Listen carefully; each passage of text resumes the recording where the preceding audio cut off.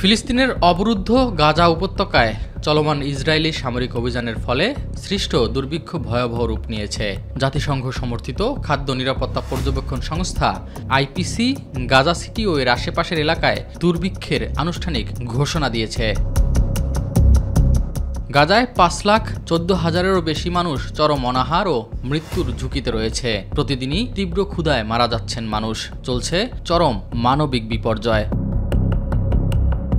গাজায় দখল, গণহত্যা, জাতিগত নিধন এবং ভয়াবহ ধ্বংসযজ্ঞের প্রতিবাদে গাজাবাসীর প্রতি সংহতি জানিয়ে ঢাকায় মার্চ ফর গাজা কর্মসূচির পালন করেছেন ওলামায়ে কেরাম ও সাধারণ মানুষ।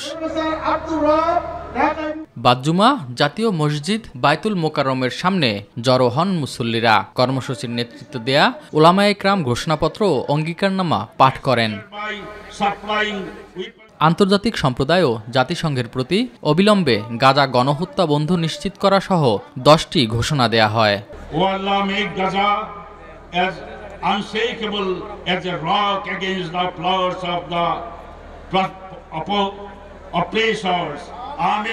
আজ যখন নেতানিয়াহু পুরো গাজা দখলের পায়তারা করছে, তখন আমরা আবারও রাজপথে নেমেছি।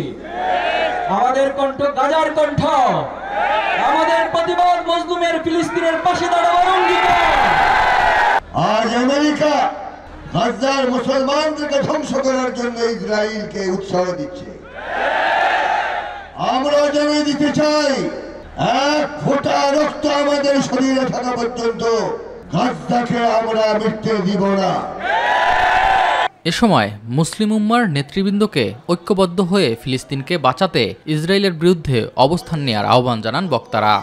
আজ গাজার মুসলমানরা, বাচ্চারা বাপ হারা, মা হারা, আর তার ঘর হারা, সংসার হারা, তাদের খাওয়া জুটছে না, তারা পাতা জাল দিয়ে খায়। এই অমানসিক অত্যাচার তারা করে, আল্লাহ কিন্তু তাদেরকে ছাড়বে না। আজ হোক কাল হোক, যারা ইসরায়েলকে সমর্থন করে যাচ্ছেন, আপনাদের উপর আল্লাহর লানত নাযিল হবে, কোনো সন্দেহ নেই। আমরা কোন সালাউদ্দিন আইয়ুবের অপেক্ষায় বসে থাকবো না। আপনার বাংলাদেশের জমিন থেকে এক একজন সালাউদ্দিন আইয়ুবী হয়ে ইসরায়েলের হাত থেকে ফিলিস্তিন এবং আল কুদুসকে রক্ষা করব ইনশাআল্লাহ। পরে এক বিক্ষোভ মিছিল নিয়ে বিভিন্ন সড়ক প্রদক্ষিণ করেন ওলামায়ে কেরাম ও সাধারণ মানুষ। এস এম আরিফ, মাই টিভি, ঢাকা।